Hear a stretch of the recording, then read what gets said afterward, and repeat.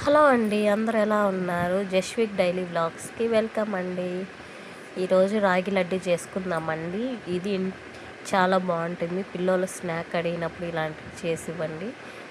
నెయ్యి వేసుకొని ఒక కడాయిలో రాగి పిండి మొత్తం బాగా రోస్ట్ చేసుకోవాలండి. ఉండలు లేకుండా బాగా కలుపుకోవాలి. చూడండి, నేను కలుపుకున్న విధంగా కలుపుకోవాలండి. చాలా బాగుంటుంది లడ్డు.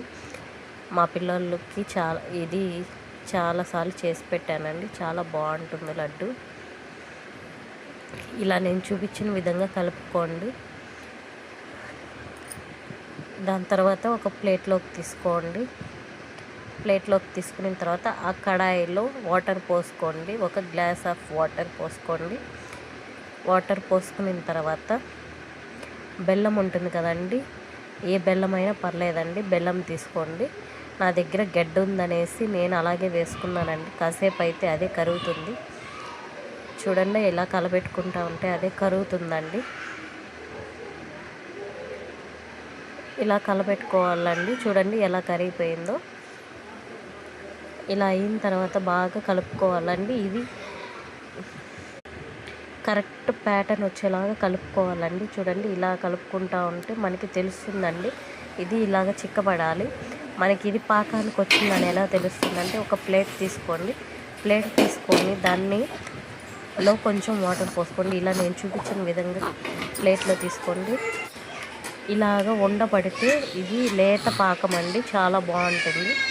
ఒకసారి ట్రై చేసి చూడండి. రాదు అనుకుంటే ఎప్పటికీ రాదండి. మనం ట్రై చేస్తేనే వస్తుందండి.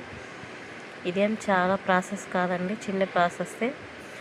దాని తర్వాత ఇలాగ తీసుకొని పక్కన సౌండ్ వస్తుందండి, పక్కన ఇంటి పిల్లలు ఏమనుకోవద్దండి. ఇలా వచ్చిన తర్వాత బాగా చల్లారబెట్టిన తర్వాత దాంట్లోకి వేసుకొని బాగా కలుపుకోవాలండి. చూడండి, నేను చూపించిన విధంలో పోసుకోండి.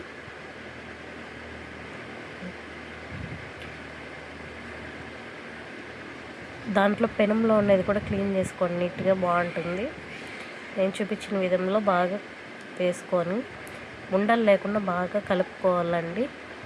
చూడండి, కొంచెం వేడిగా ఉన్నప్పుడే కలుపుకోవాలండి, లేదంటే ఇది గడ్డగట్టేస్తుంది.